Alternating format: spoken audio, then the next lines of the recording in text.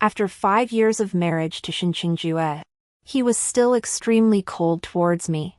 It wasn't until I had a difficult delivery and hemorrhaged that the imperial physician, who saved my life, was taken away by him to a villa in the suburbs.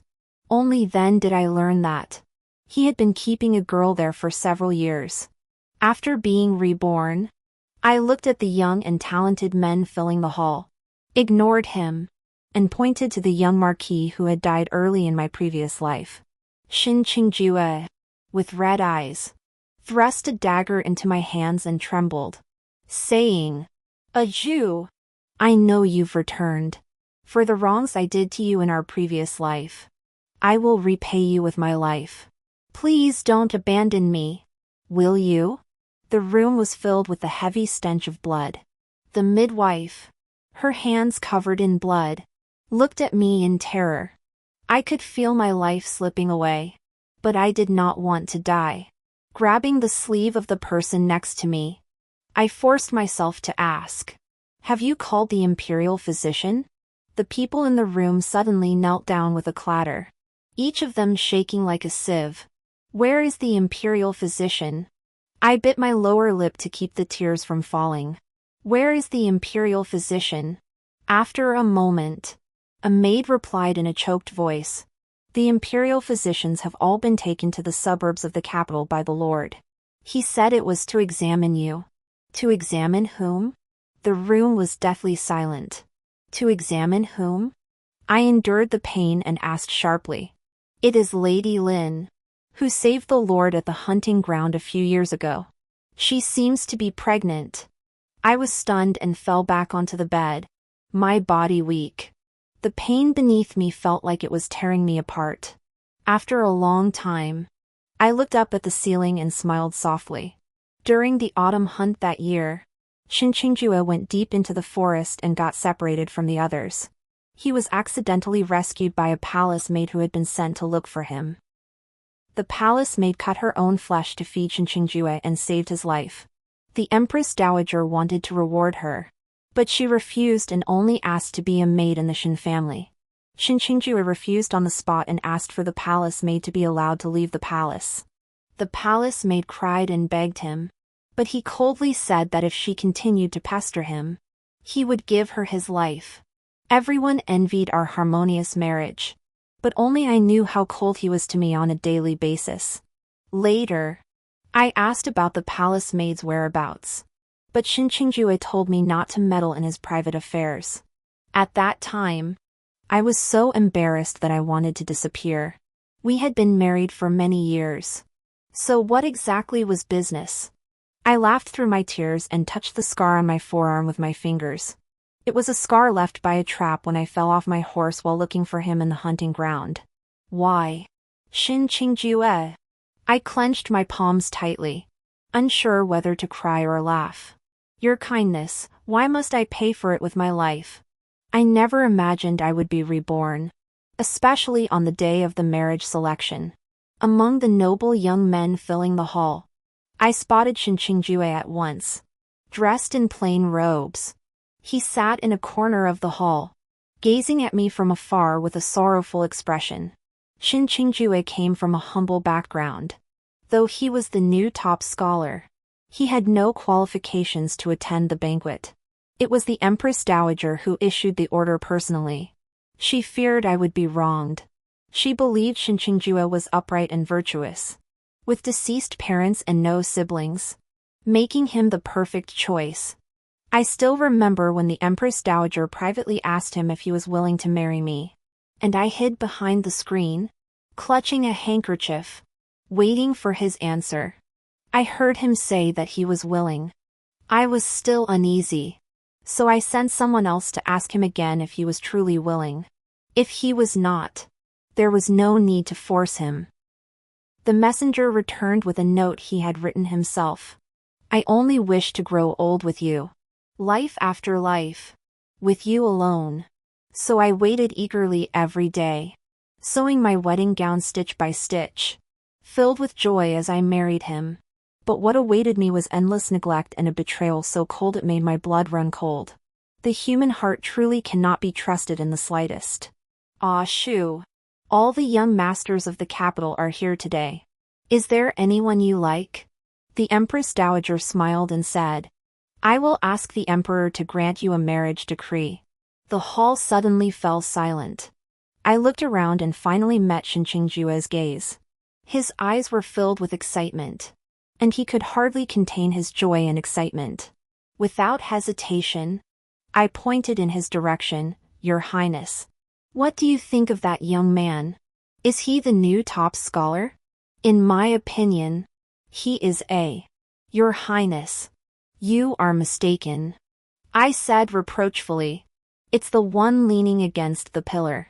Shinchingjue's expression suddenly changed. Everyone's eyes turned to him.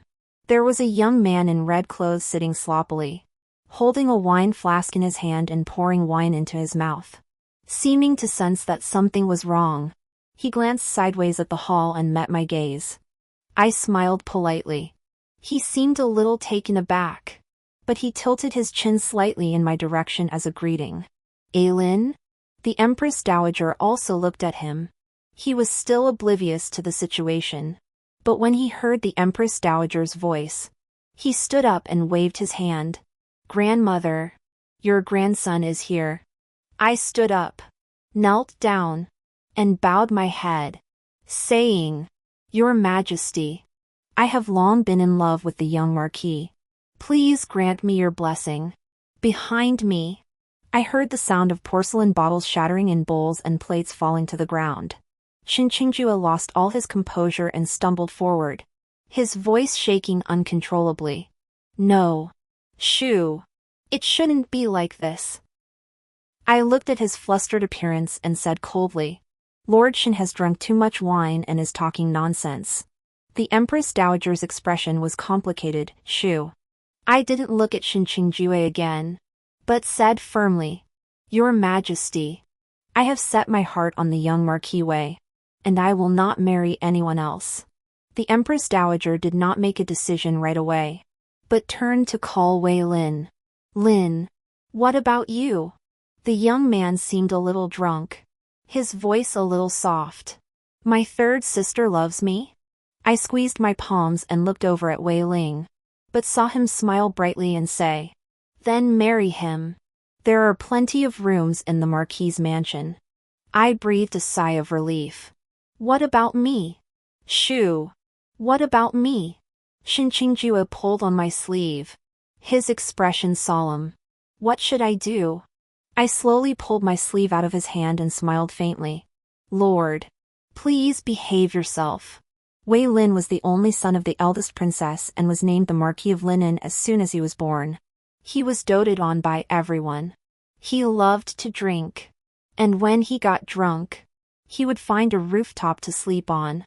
His friends were all beggars and commoners, and even the dogs on the street were his brothers. In the capital, if he was the second most dissolute young master, no one dared to claim the first. Everyone respectfully called him Marquis Wei, but they looked down on him from the bottom of their hearts. But it was this playboy who, during the war in the north, led his troops alone to provide support and defended the border for 3 whole years. In the end, he died on the battlefield, his body trampled by horses' hooves and broken into pieces. Only one of his arms was recovered. Thinking of this, I sighed as I sat in the carriage. Should I save Wei Lin's life? His death would indeed be advantageous to me. But when I thought of his carefree manner as he leaned against the wall drinking today, I felt that a man like him deserved to live. Just as I was thinking this, the coachman shouted loudly, Princess, we've arrived at Yuanqilu. I snapped back to reality and stepped down from the carriage. Lifting my skirt, the room we had reserved was on the 2nd floor. I followed the innkeeper inside, but my wrist was suddenly grabbed. In the next instant, I was dragged into a room. The door was blocked, and Shinqingjue gripped my hands, pressing me against the door. We were so close that it made me feel sick. Perhaps noticing the disgust in my eyes, his face turned pale. Ah, Zhu. I know you've come back too, right? His voice was hoarse. For everything I did wrong to you in my past life, I'll repay you with my life. Shinqingjue shoved a dagger into my hand, pointing the blade straight at his heart. He took my hand and pushed the dagger deeper into his heart, his eyes full of pleading. Don't you want me? No? As soon as he finished speaking, a voice that sounded like it deserved a beating came from the window. Lord Shin, you look like a dog. I looked in the direction of the voice and saw Wei Lin hanging in midair with one hand clutching the window frame. Our third sister is timid and weak. You put such a sharp weapon in her hand. Be careful not to scare her. Wei Lin leaped into the room, as sharp as a blade out of its sheath. Unstoppable. With a spin, he kicked Shinqingjue far away. His movements were so fast that only a blur could be seen.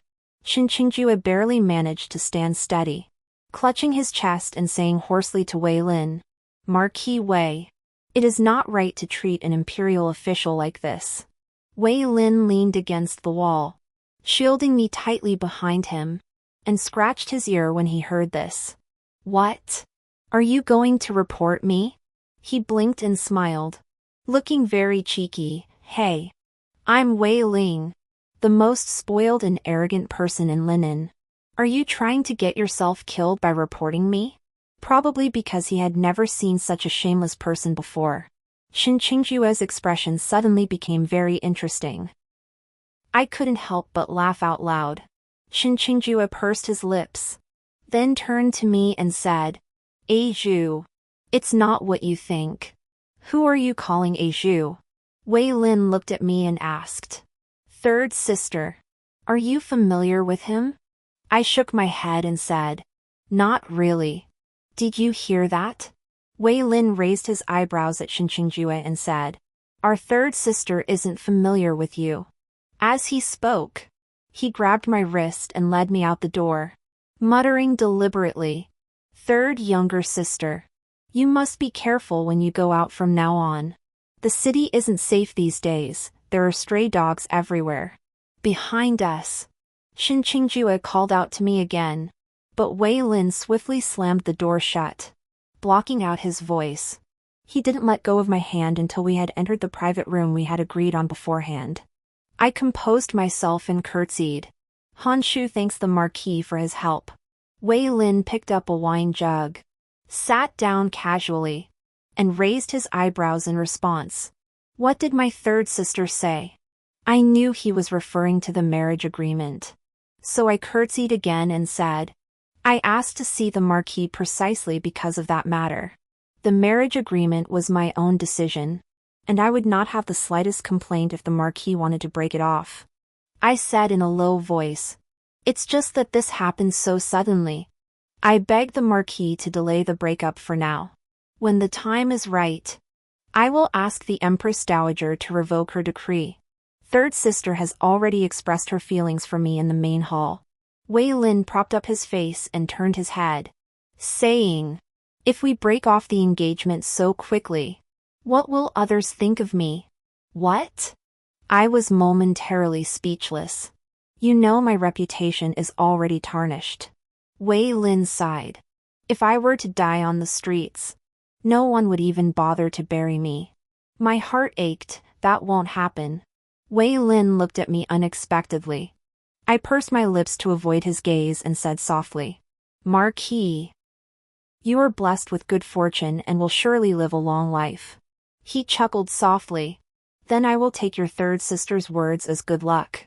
The marriage agreement. Please wait a little longer. Third sister.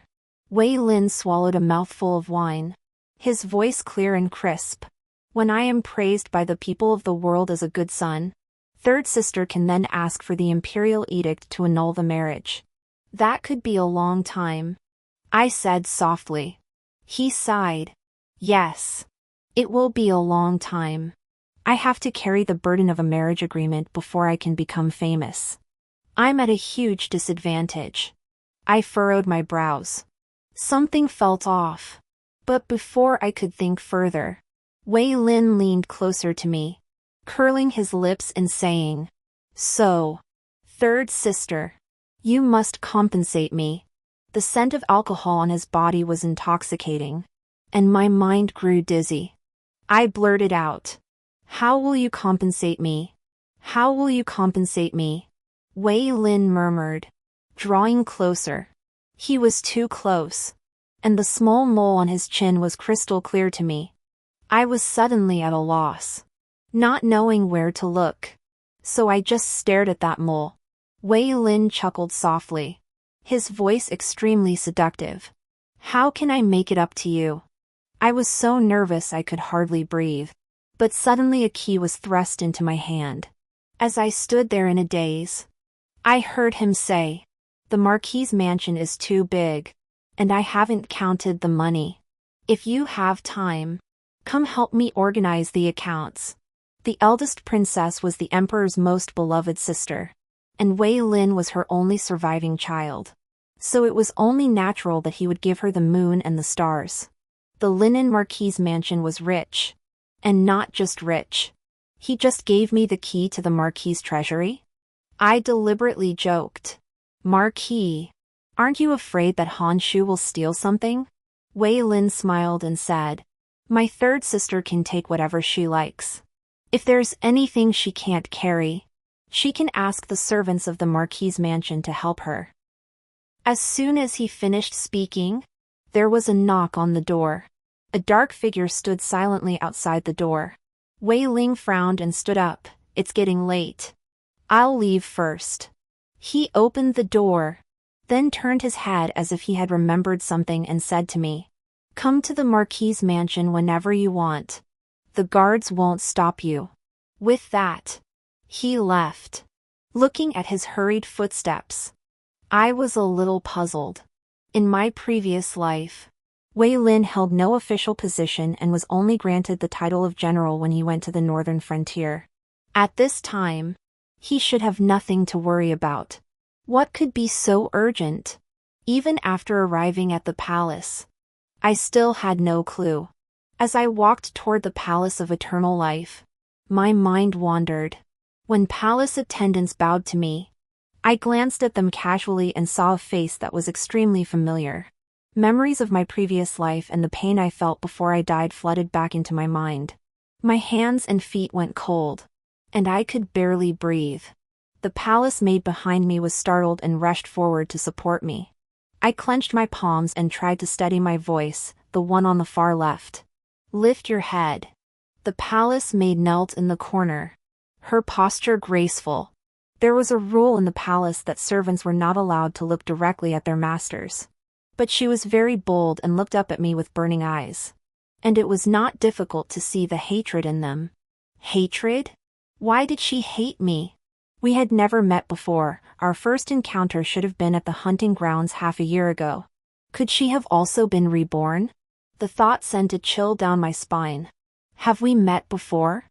I asked cautiously. This servant has never seen the princess. She lowered her eyelashes, hiding the emotions in her eyes. But this servant has an old acquaintance who is familiar with the princess. An old acquaintance? The figure of Shinqingjue flashed through my mind, just as I was about to ask more. She raised her eyes again and stared at me intently, asking, "Does the princess know what it feels like to be betrayed?" I bit my lip and looked at her, whispering, "I know." She paused, then burst into a nervous laugh, her expression slightly mad. "A person as noble and precious as you, princess, has all the men in the world bowing down at your feet. Who would dare to betray you? You are high and mighty, loved by the Empress Dowager and the Emperor, and adored by the people. You have everything. Why would you snatch what is mine?" She had lost her mind and suddenly screamed and lunged at me. "He is all I have."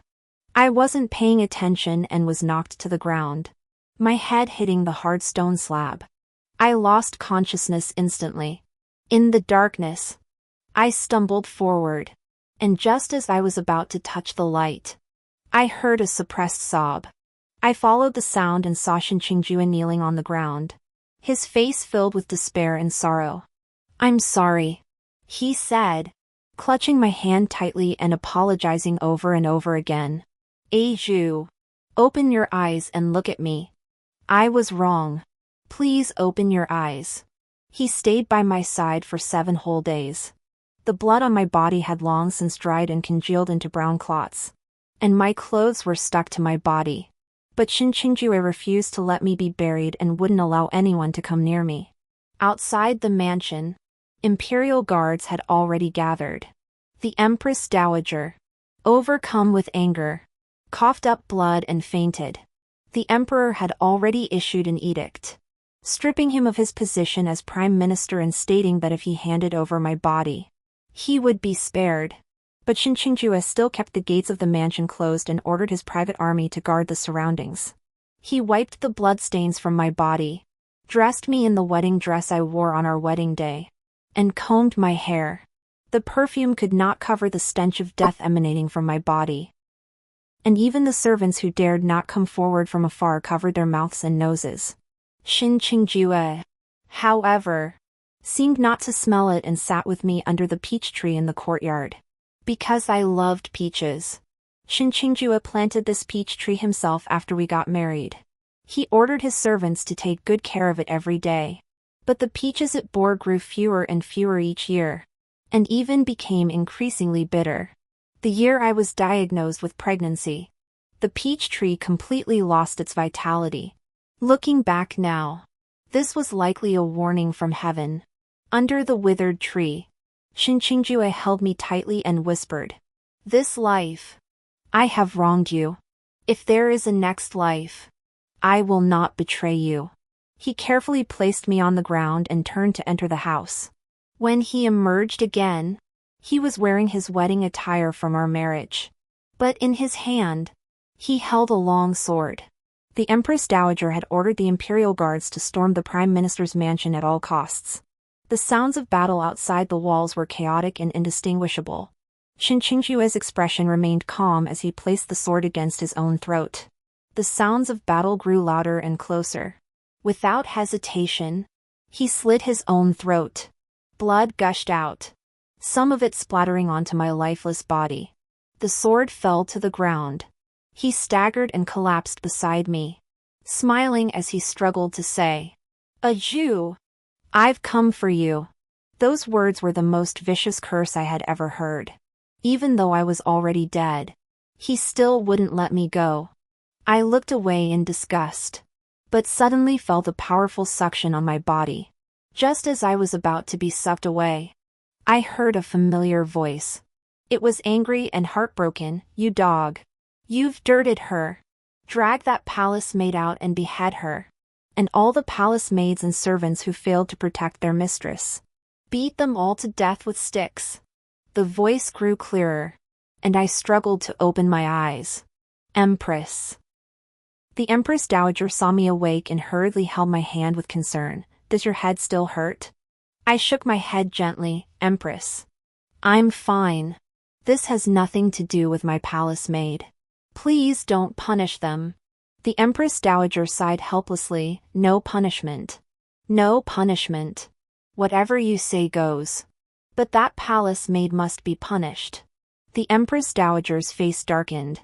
She was acting crazy, and I don't know what connections she used to get such a madwoman into the palace. "Your Majesty, don't be angry." I smiled and said that I would leave it up to Her Majesty to decide what to do with the palace maid. In the end, Lu Yingyu did not die.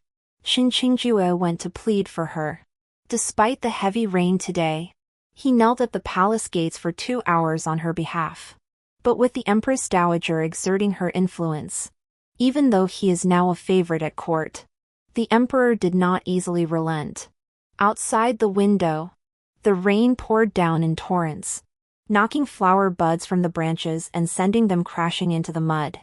I recalled a time when I attended a banquet in such a downpour. At the time, I was 7 months pregnant and had difficulty walking. So Xinqingjue helped me back. Just as we were about to get into the carriage, his attendant whispered something to him.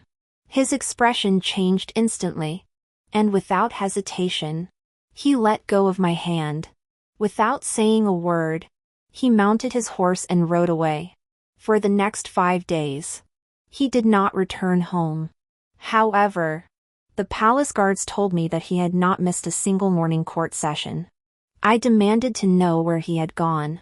He responded coldly, saying only that it was official business. Then turned and entered his study. He didn't even give me a chance to say another word. I looked up at the gloomy sky and scoffed. Official business. He always said that. Official business was so busy that he had time to take a mistress and father an illegitimate child. He didn't return all night. Probably spending his nights in a suburban villa with music and revelry. After the rain eased slightly, I went alone to the palace gates with an umbrella. Raindrops pelted the oil paper umbrella, causing it to tilt constantly. Through the hazy curtain of rain, Shin Qingju knelt silently on the ground. He was soaked through, his face pale, clearly on the verge of collapse. I looked at him calmly, but sighed in my heart. Why doesn't it just rain cats and dogs? Just as I turned to leave, Shin Qingju noticed me. His lips trembled, and he looked somewhat embarrassed. Ah Shu. Lord, please take care of yourself. After all, Miss Liu is still in prison. I smiled faintly. Don't let it come to that. Where you end up in the afterlife and she remains in this world, separated by the realm of the living and the dead. That would be too heartbreaking. No. Ah Zhu. He hurriedly explained. There's nothing between us. I saved her because she once did me a favor. I walked over to him, holding the umbrella, bent down slightly, and looked at him with a mocking smile. She did you a favor, so you repaid her with a child. Is that it? You killed me and our child for the sake of your so-called savior. I said slowly and deliberately. Shin Qingju, how dare you show your face again? His body suddenly trembled violently. His lips quivered, but he only managed to say one word, I'm sorry. If you really feel guilty, then go ahead and die.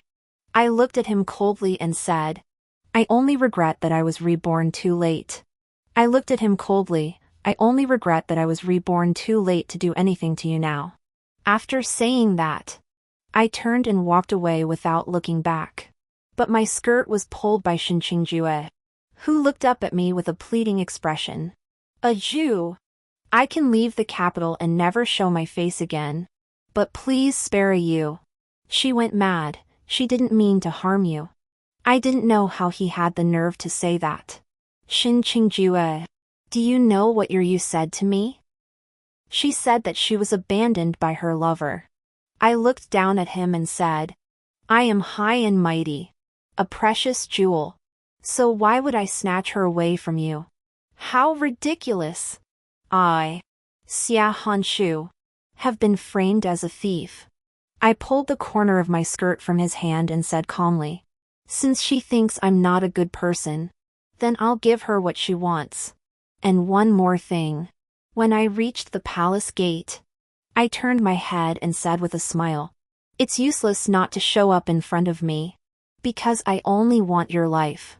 I glanced at Shin Qingju's ashen face, withdrew my gaze, and turned to go to the dungeon. The dungeon was dimly lit, and unknown insects scurried across the floor from time to time. Lu Yingyu's hair was disheveled, and she curled up in a corner of the cell. I stood outside, watching her indifferently. Lu Yingyu sensed my presence and lifted her head. Upon seeing me, she screamed and lunged toward me. She clung to the iron bars. Her face twisted with anger, as if she wanted to break free and tear me apart. It was as though we were sworn enemies. Xia Hanju, you will not die a good death. What is your relationship with Shin Qingju? I am truly curious, what kind of connection could there be that, even though I did not marry Shin Qingju in this life, she hates me so much. She clutched the bars tightly, glaring at me with bloodshot eyes. Hearing this, a hoarse laugh escaped her throat, like the screech of a vengeful ghost. He said it. He said he would marry me. Lu Yingyu cried and laughed, pointing at me and saying, do you think I was born so lowly? I was once a girl from a good family, raised in luxury. It was just that my mother died young, and my stepmother raised me in a rural village. When I met Qingjue, he didn't even have money for food, and it was I who used my own money to support him. Qingjue taught me to read and write, and even made longevity noodles for me on my birthday. She spoke, her face glowing with happiness. He also said that once he passed the imperial exams, he would marry me. It's all your fault. Lu Yingyu glared at me, her face twisted with anger. If you hadn't seduced him, he would never have abandoned me to marry you. I suddenly felt a deep sense of sorrow. For myself. And for her. In my previous life, Qingjue killed himself for me, repeatedly saying he was sorry. But what about Lu Yingyu? He had clearly made her a promise. The Empress Dowager had considered arranging a marriage between me and Qingjue, but I refused. I looked at her dust-covered face and whispered. And when the Empress Dowager asked him if he had anyone he loved, he said no. Lu Yingyu froze, then shouted angrily, "You're lying to me. He's not that kind of person. How do you know what kind of person he is?" I looked at her, as if I were looking at my past self. Only he knows what kind of person he is. I'll help you kill him. Isn't that better? Lu Yingyu glared at me with hatred. If you kill him, I'll haunt you even in death. I looked at her quietly for a long time, then said, "Then I'll help you marry him. Okay?" After we left the imperial study, my palace maid asked in confusion, "Princess, that woman is so hateful. Why do you want to help her marry Lord Shen?" I raised my eyebrows and smiled lightly. Evil people should be dealt with by other evil people. With such an evil smile, it looked like someone was going to be unlucky. A playful voice came from the roof. I looked up and saw Wei Lin sitting cross-legged on a tree, leisurely watching me. How can this person be like a monkey? I blasphemed in my heart and curtsied, "Greetings, Marquis." Wei Lin jumped down from the tree and came up to me. "What were you saying about me in your mind?" He had been drinking again. It seemed to be osmanthus wine. I faintly smelled the fragrance of osmanthus, faint and mixed with the fresh scent of bamboo leaves. Such a familiar smell. Third sister. Third sister? Wei Lin tilted his head toward me and waved his hand in front of my face. I snapped back to reality. "What's wrong? Why are you staring at me?" He glanced up and down at me, hugged himself, and took a step back. "You don't really like me, do you?" My good upbringing prevented me from rolling my eyes, and I smiled falsely. "I'm staring at the Marquis because he's so handsome." Wei Lin grinned, completely unconcerned by my dismissive tone. "Third sister, you have good taste. Thank you for your praise, Marquis." I gave another perfunctory bow and turned toward the palace gate. Wei Lin followed me. "Where are you going, third sister?" "To deliver an imperial edict." "What kind of edict?" "A marriage decree." "For that roadblock?" "Roadblock?" Qingjue. It was sunny after the rain, and only puddles remained on the ground. Qingjue knelt with his head bowed and his back bent, looking very miserable. "Lord Shin, congratulations." Wei Lin squatted down in front of Qingjue as if they were old friends, grabbed his hand, and shook it up and down. "No wonder Lord Shin has been looking so happy these past few days. It turns out you have good news." I looked at Qingjue's pale face and confused eyes, lowered my head and coughed lightly to suppress a smile. "The Emperor's decree." I looked down at Qingjue kneeling on the ground and said with a smile, "I bestow Lu Shi to the newly crowned top scholar Qingjue as his legal wife, and the wedding will be held on a date to be chosen later." Qingjue looked at me in shock. "Lord Shin seems very surprised." I raised my eyebrows slightly. "But Miss Lu told me that you promised to marry her. Lord Shin's promises are really worthless." I said with a smile. "How did you say that again?" He was so thick-skinned, with one side of his face sticking to the other. I straightened up and said slowly, Lord Shin. I wish you a long and happy marriage and many children. I turned to leave, but he grabbed my hand. Ju. I only said I would repay her in the future. I never promised to marry her. Believe me. He was holding on tightly, and I couldn't break free. You can't talk without using your hands. Right? Wei Lin's face was cold and stern as he kicked him hard in the chest. The kick was probably quite powerful. As Shin Qingjue flew far away and crashed to the ground with a thud. Never to move again. Is he dead? Wei Lin glanced at him with disdain and called out to me, who was still staring in shock, let's go to the marquis' mansion. Oh. Okay. I subconsciously followed him. It wasn't until I sat down in the main hall of the marquis' mansion that I came to my senses. I just followed Wei Lin like that. Why did you bring me to the marquis' mansion? Wei Lin poured me a cup of tea. Didn't you hit your head? Most of the quacks at the Imperial Medical Bureau will only give you some nourishing prescriptions, which are of little use. Just then, an old man carrying a wooden box walked in. Wei Lin said, Dr. Zhang is a skilled physician. Let him take a look at you. My head didn't hurt anymore, so I figured it wasn't anything serious. The doctor only prescribed a few tonic herbs for me. Wei Lin watched from the side and suddenly spoke up. Prescribe her a few more formulas to nourish her spirit. I was taken aback. How did Wei Lin know I had insomnia? He heard my question and glanced at me. Your dark circles are almost down to your chin. I hurriedly looked for something reflective. Is that true? That's so ugly. I'm just kidding. Wei Lin sighed. Don't look for a mirror. You're not ugly at all. I was tricked. I glared at him. Wei Lin didn't get angry. Instead, before I left, he stuffed a few more boxes into the carriage. What are these? Wei Lin shrugged indifferently. Some fabrics and jewelry. I don't use them, so I'll give them to you. He waved his hand and turned to walk back into the mansion. Be careful on the road. Why does he always give me things? Wei Lin. I called out to him. He turned back in confusion. Why are you so nice to me? My father and 2 older brothers died in battle. And my mother died for love. My grandmother entrusted me to the Empress Dowager on her deathbed. I entered the palace at the age of 7 and was raised by the Empress Dowager herself. At that time, I studied in the study with the princes and princesses. So Wei Lin should have been there too. But I never saw him. It wasn't until the eldest princess died of illness that Wei Lin slowly appeared in the palace. Although he had a very good temperament, he rarely spoke to others.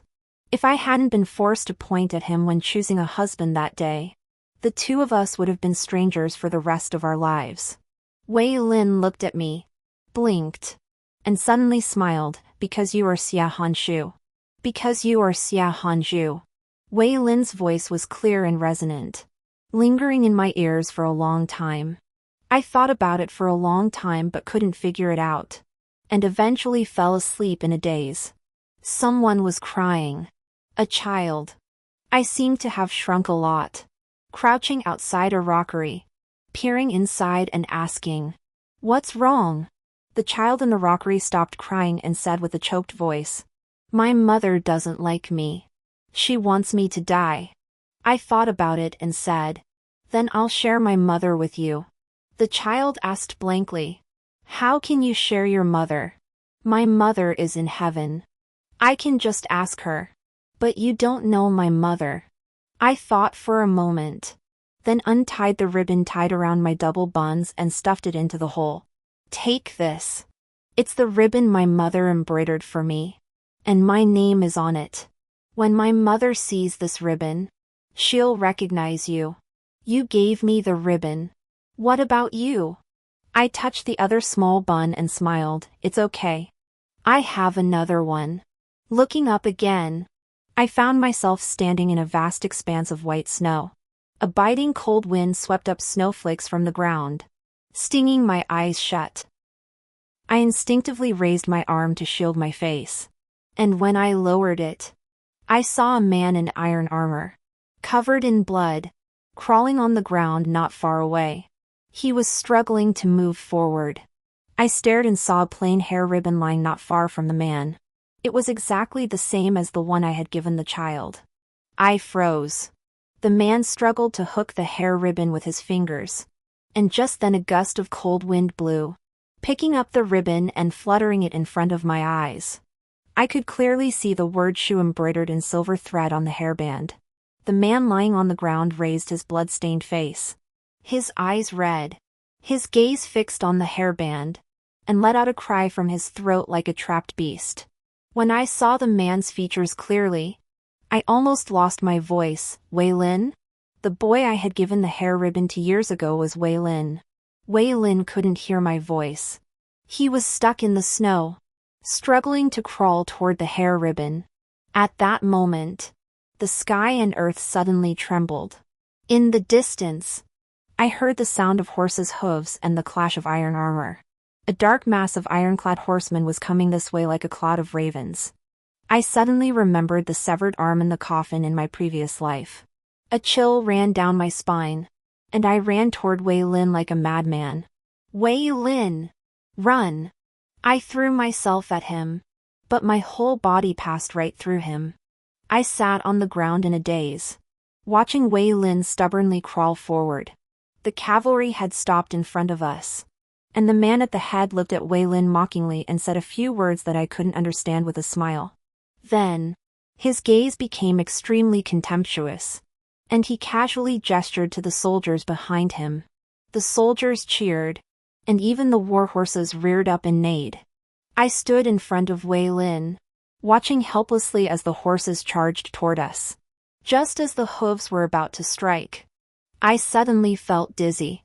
When I opened my eyes again, I saw myself with a big belly and Wei Lin floating in the air with his feet off the ground.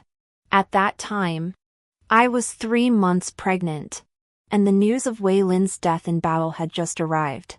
Xin Qingjue rarely returned to the mansion, so I went back to the palace alone to pay my respects to Wei Lin.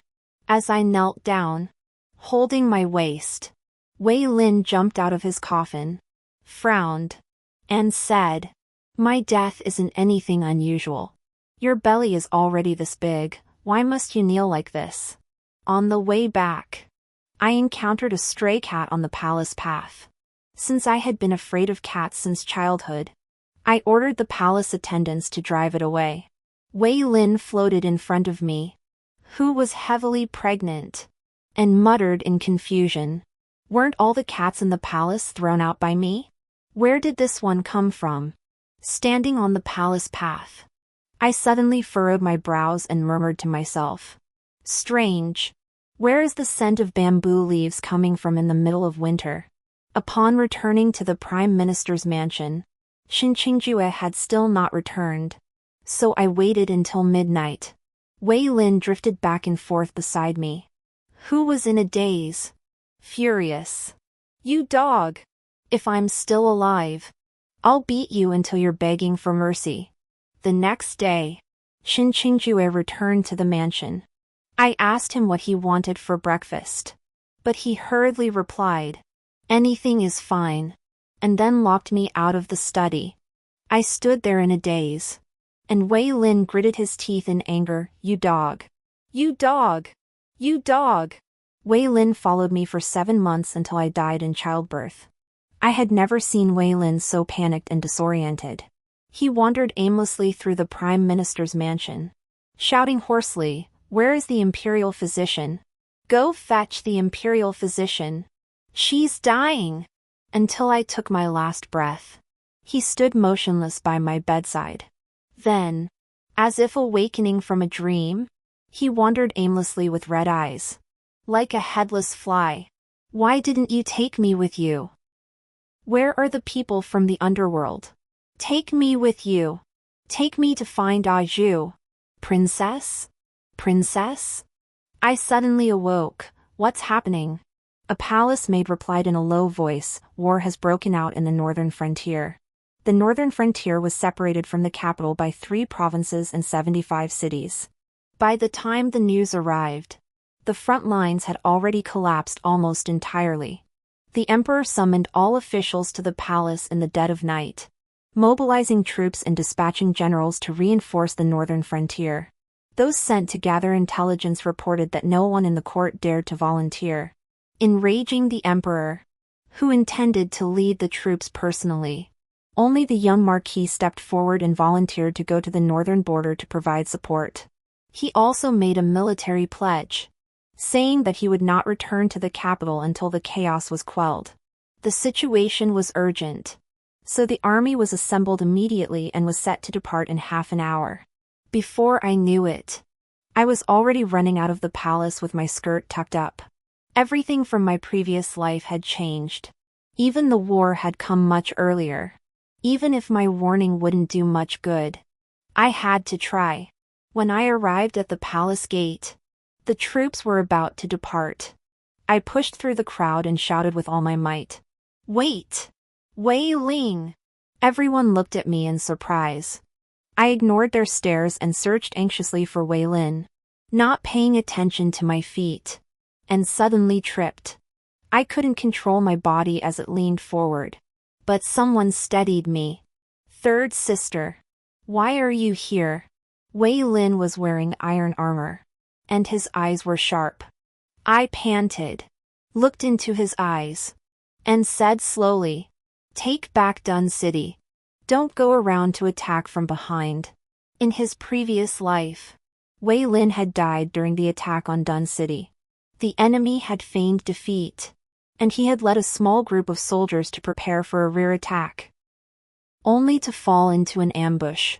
He froze, about to say something, but someone was already urging him from behind. I pushed him away with a smile, "Go quickly." He looked down at me, his emotions unclear. "Wait for me to return." I took a step back and curved my lips. "All right. I'll wait for you." 3 months after Wei Lin left, the first report of victory reached the capital, and by then, heavy snow was falling in the city. I sat in front of the hall warming myself by the fire, listening to the palace maids gossip about Shin Qingjue and Lu Yingyu. Lady Shin was a jealous woman. I heard that when Lord Shin was leaving court, he bumped into a palace maid and exchanged a few words with her.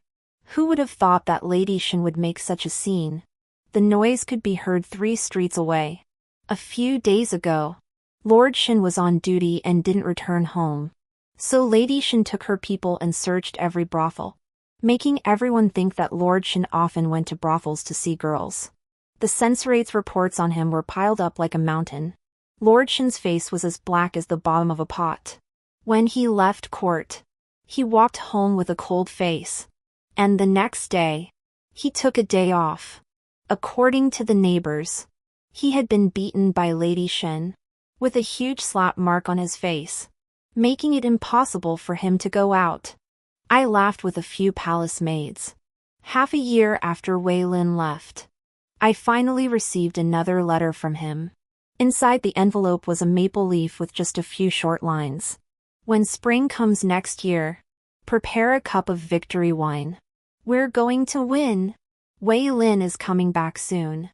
I read the letter over and over again, barely able to contain my joy and excitement. Carefully unfolding a sheet of paper, I wrote each word with care. "May you return safely and victorious." After the ink dried, I sealed the envelope and looked out the window at the withering leaves, thinking, if only it were winter now. After sending the letter, by the winter solstice, the court suddenly lost contact with the northern frontier. The sky over Yujing was overcast, as if a storm was brewing. The court was filled with rumors and panic, everyone feeling in danger. I waited anxiously for news from the northern frontier. On the night before the 3rd day of the new year, the gates of Yujing City were knocked upon. The courier reported that the northern border had been defeated, the fallen cities had been recaptured, and our army was returning to the capital, arriving in Yujing in less than 3 days. The whole country rejoiced. The emperor issued an edict pardoning the people and reducing taxes, and even pulled me aside to discuss a title for Wei Ling. On the day the army returned to the capital, The emperor took all the officials outside the city to welcome them. I stood on the palace wall and waited for a long time, but didn't see a single person. Princess! Princess! I turned around and saw my palace maid running over. Her face pale. The young marquis is dead.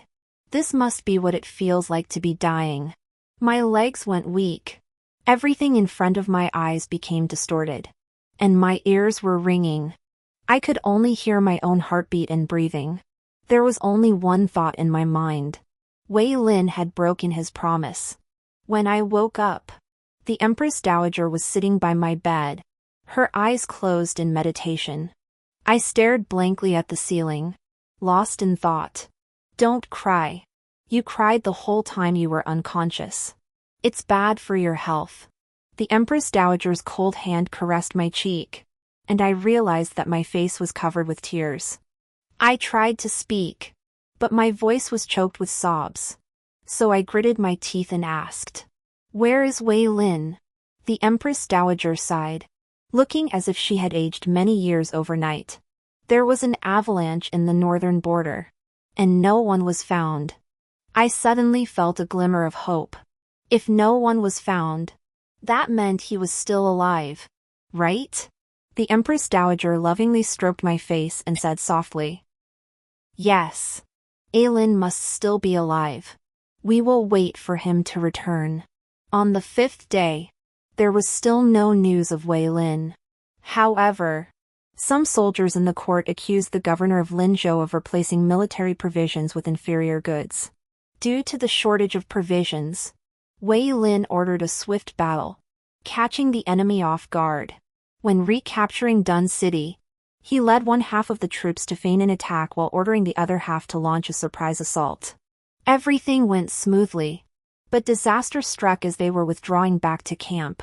The war horses were restless due to lack of food and fodder, and they butted each other, causing a snow avalanche with their neighing.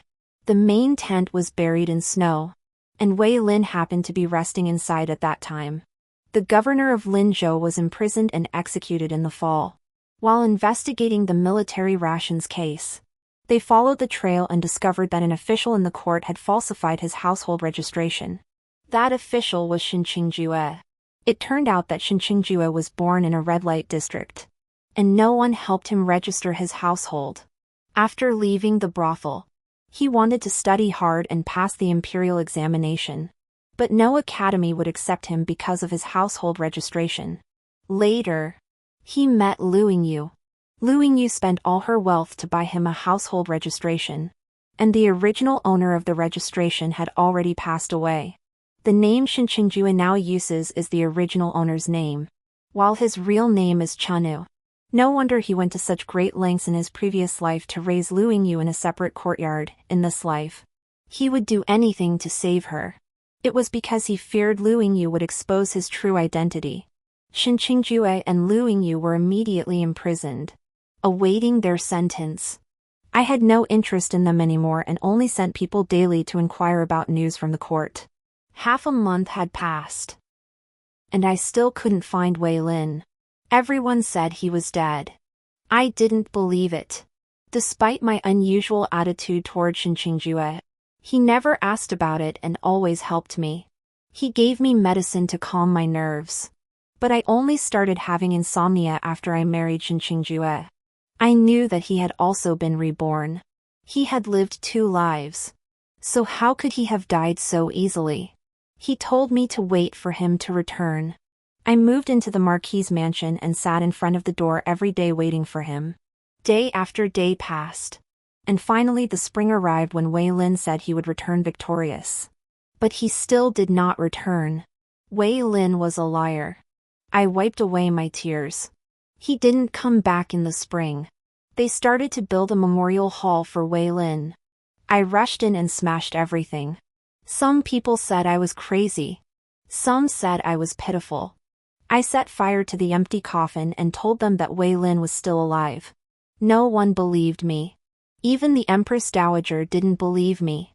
She just held my hand and wanted to take me back. I refused, looking at the white funeral hall and suddenly burst into tears. "Empress, Wei Lin isn't dead. He really isn't dead. Ah, Zhu. The Empress Dowager said slowly. It's been several months. Ah Lin might have met with an accident. You must be reasonable. They didn't search properly. I choked out. I'll go find him. Even if Wei Lin is really dead, I'll bring him back. What if you know Ai Lin's true identity? The Empress Dowager suddenly said loudly. Ai Lin is the son of Womagan, who massacred Dunqing back then. Your father and your two older brothers died at the hands of Womagan. The Empress Dowager's eyes were red, and she said in a trembling voice, that beast. His evil deeds are too numerous to count. The emperor came from a humble background, and my father was one of the founding heroes of the empire. Back then, when the emperor had just conquered half of Daqing, the northern tribes suddenly invaded. Princess Wei Mingyu was a renowned female warrior at the time. She led troops to defend the northern border but was betrayed by her subordinates and captured. My father and older brothers died in battle trying to save the princess. After she returned, she secluded herself and never touched a weapon again. Later, the emperor arranged a marriage for the eldest princess. And soon after, Wei Lin was born. But the prince died of illness. This is what I know. No wonder my peers avoided Wei Lin like the plague when we were young. And some of the lords looked at him strangely. It turns out that he is the son of Womagan, the most hated man in Daqing. Do you still want to find him? Asked the Empress Dowager. I looked up at the Empress Dowager and said softly, I don't care whose child he is. I just want Wei Lin. Wei Lin can be good to me just because I am Xia Hanshu. So why can't I just treat him as Wei Lin? On the spring equinox in March, I rode out of the city and headed for the northern border. After traveling day and night for 15 days, I finally reached my destination. Here, snow-capped mountains stretched as far as the eye could see, and the white clouds in the sky seemed close enough to touch. I carried Wei Lin's portrait with me in Dun City, asking everyone I met, but all I received were negative answers. After staying in Dun City for nearly a month, I had no useful information. Just as I was preparing to leave for the next place, the city erupted into chaos due to a cloud of smoke rising from the north. It was the Yuta tribe. The Yuta tribe's village was on fire? They should be burned to death. Heaven, open your eyes. As I looked at the wisps of smoke in the distance, a sudden premonition welled up in my heart. Wei Lin must be there. Without hesitation, I jumped on my horse and rushed toward the Yuta tribe's village. Thick smoke filled the air, and the ground was littered with ruins. There were twisted corpses lying on the ground. In the distance, I saw a figure standing in the middle of the tribe, holding a severed head in his hand, his back lonely. Wei Lin! I galloped toward him, shouting his name into the wind. He turned around and looked at me in surprise. When I jumped off my horse, he threw the head he was holding and held me tightly in his arms. I was gasping for breath in his arms when I suddenly started crying. Are you scared? Wei Lin frantically wiped my tears and kicked the head far away. Don't be afraid. Don't be afraid. I didn't say anything, just cried in his arms until I fell asleep. When I woke up the next day, I found myself in an inn with Wei Lin dozing at the head of the bed. Awake? Hungry? I'll go buy you something to eat. He ruffled my hair. I clenched my teeth and punched him hard. Don't pretend to be dead next time. He yelped in pain and agreed repeatedly, all right. All right. I won't pretend to be dead. I kicked him again. Don't hide anything from me either. Like reincarnation. Wei Lin stretched out his leg for me to kick. I only hid this one thing. Really? I glared at him. What about the hairband and the ghost that followed me in my previous life? You know everything? Wei Lin looked down at me, his face full of smiles. You're really smart. He bent down close to me, his nose almost touching mine, his breath lightly spraying on my face. Do you know that I've liked you for a long time? I froze and stammered. I don't know. He chuckled and straightened up. Okay. You'll find out in the future. Wei Lin was indeed buried under the snow. But he wasn't dead. After he emerged, he got lost and stumbled upon the Yuta tribe by chance. He took advantage of the situation, infiltrated the Yuta tribe for nearly 3 months, and waited for an opportunity to slip a sleeping potion into their water supply. During the night, he silently severed the head of their leader, Wu Muergen. Without their leader, the remaining scattered tribes of the Yuta tribe were no longer a threat.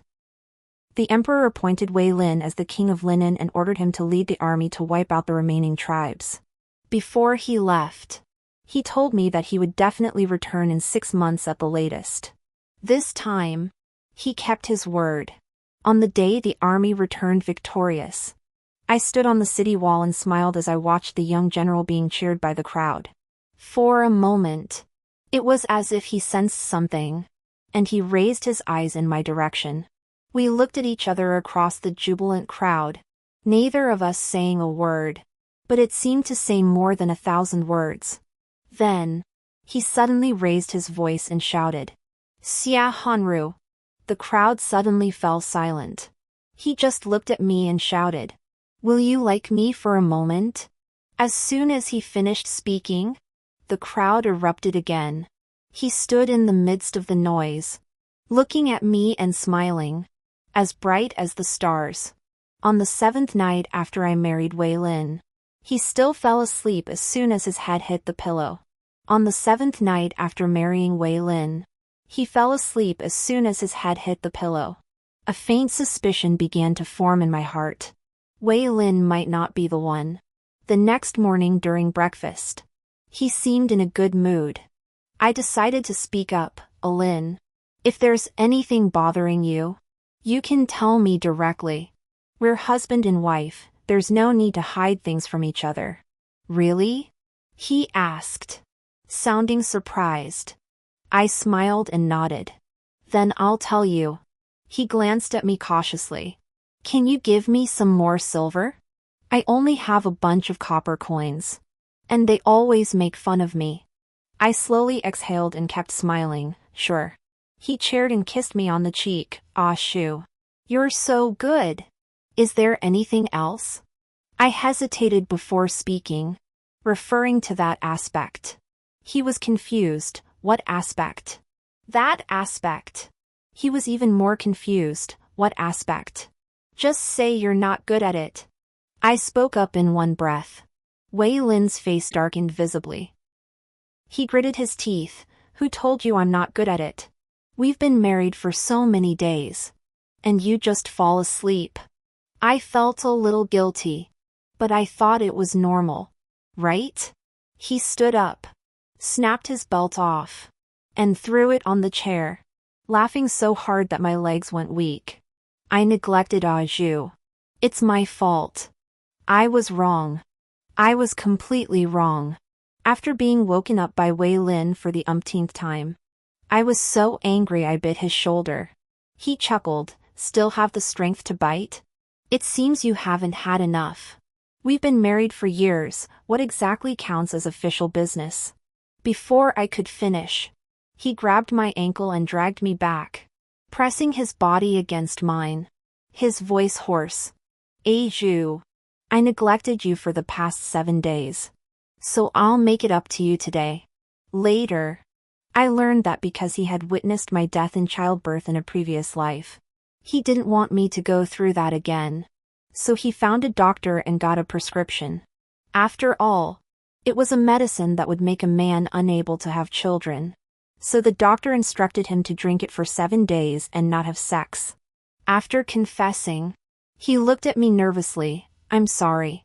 "Aw, Shu. I didn't ask for your opinion." I still remember the pain that felt like my body was being torn apart. And I still feel scared.